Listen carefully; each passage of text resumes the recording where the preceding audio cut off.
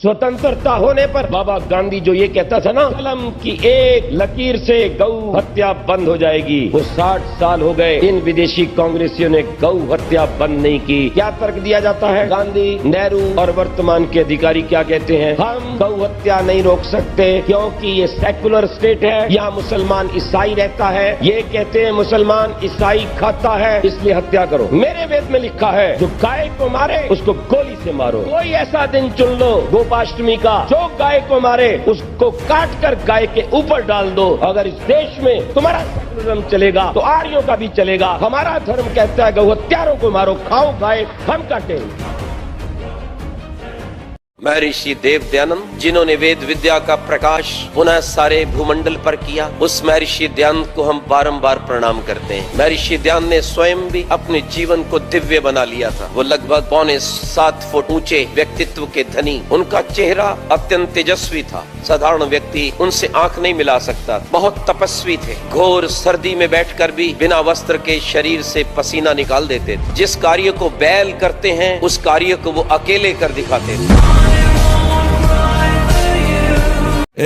तू अपने अंदर दुखी क्यों हो रहा है? चिंता क्यों कर रहा है? विवेक धारण कर, तू विदेही है, ये देह तेरा नहीं है। अरे तू मोक्ष सुख का भिखारी है। उठ, बार बार मरने से एक बार कमर कस और ऐसा मर कि पुनः जन्मना ना पड़े। देखो मैं सोच विचार कर बोल रहा हूँ। सत्संगति अत्यंत त्रस्त लोगों को भी महाशांति प्रदान करती है।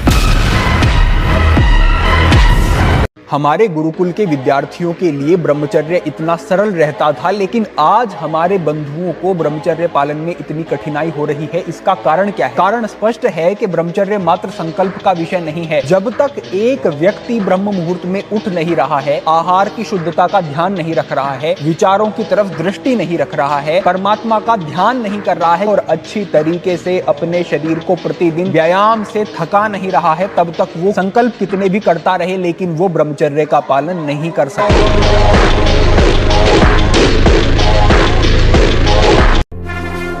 समझ जाओ, बहुत खतरनाक खेल है। इससे ज्यादा खतरनाक खेल नहीं। हाथ जोड़ के, मुस्कुरा के, प्रणाम करके प्रणाम करवा देंगे, ऐसी प्रबल माया है। हाथ जोड़ना पड़ेगा, घुटने टेकना पड़ेगा, रोना पड़ेगा, फिर भी क्षमा नहीं होगी। माया आती कैसे जानते हो? झुक के। जाती कैसे? रौंद के। ये शब्द याद रखो। सौभाग्य मत मान लेना। बड़े भाग मानुष तन पावा, सुर दुर्लभ सदग्रंथन गावा, साधन धाम मोक्ष कर द्वारा। मैं आया तो चिंता मत कर। नाम ले नाम, डर मत, सोच मत, घबरा मत, किसी की तरफ दैन्य होकर मत देख कि बाबूजी विपत्तियों से तू डरेगा। अरे तेरी विपत्तियां तेरे से डरेंगी, तू नाम जप कर। तुम क्यों हाहाकार कर रहे हो? ये समस्त ब्रह्मांड, बड़े बड़े देवता भी कांपते हैं मेरे से, पर मेरे नाम जापक को कोई कष्ट दे सके ऐसा नहीं। श्रीधाम वृंदावन भगवत प्राप्ति के लिए है, प्रिया प्रीतम के भजन के लिए है, प्रिया प्रीतम की प्राप्ति के लिए है। प्यारे कृपा करो, धाम को दूषित मत करो। यहां भले आप मत आओ, लेकिन भावना करोगे तो तुम्हारा कल्याण कर देगा धाम। यहां आके बाहरी गंदगी मत फैलाओ। कृपा करो, यहाँ आओ, उपवास करो, संयम से रहो, ब्रह्मचर्य से रहो, नाम जप करो, भजन करो, भाग जाओ।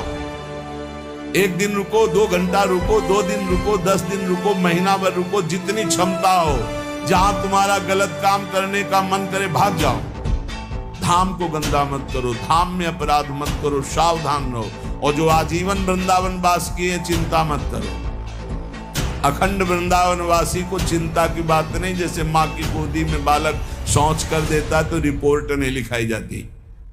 ऐ मेरे साधक, ऐ मेरे दास, मेरे स्वरूप को देखो। जब किसी माई दाई बहन को देखो, उसके चरणों की तरफ देखो। गोरे गोरे चरणारविंद मेरी प्रियाजू के, मेरी प्रियाजू की सखियों के। जब कोई भोग दृष्टि से किसी माता बहन को देखता है तो मदिरा में उतना नशा नहीं, इतना उसकी बुद्धि भ्रष्ट हो जाती इस दृष्टि मात्र से। जैसे चौथ के चंद्रमा को देखने से कलंक लगता है, ऐसे ही किसी भी माता बहन की तरफ काम दृष्टि से देखोगे मरोगे, मरोगे। ये जब बहुत तिरछी चितवन से माताओं बहनों की तरफ जो देखते हैं तो लगता है तुम समझते हम बड़े वीर हैं, बड़ी चतुराई से देख रहे हैं। अरे अपने नाश का रास्ता पुष्ट कर रहे हो, उनका कुछ नहीं बिगाड़ पाओगे। वो हरि माया बलवंत भवानी, वो इतने बल से युक्त है तुम्हारा कि चितवन और मुस्कान सब तुम्हारे लिए ही नरक का द्वार बन जाएगी। 18 वर्ष से 26 वर्ष की अवस्था तक जिस बालक ने अपने ऊपर कंट्रोल कर लिया, जिस बालिका ने अपने ऊपर कंट्रोल कर लिया और माता पिता की आज्ञा मान करके अपने लक्ष्य को प्राप्त करने का सिद्धांत बना लिया, वो जीवन में कभी बिगड़ नहीं सकता। 18 वर्ष से 26 वर्ष की अवस्था तक जिस बालक ने अपने ऊपर कंट्रोल कर लिया, जिस बालिका ने अपने ऊपर कंट्रोल कर लिया और माता पिता की आज्ञा मान करके अपने लक्ष्य को प्राप्त करने का सिद्धांत बना लिया, वो जीवन में कभी बिगड़ नहीं सकता। शरीर को 2-4 घंटे तो इतना श्रम होना चाहिए कि वो एकदम फैल जाए, इतना श्रम होना ही चाहिए ब्रह्मचर्य पचाने के लिए।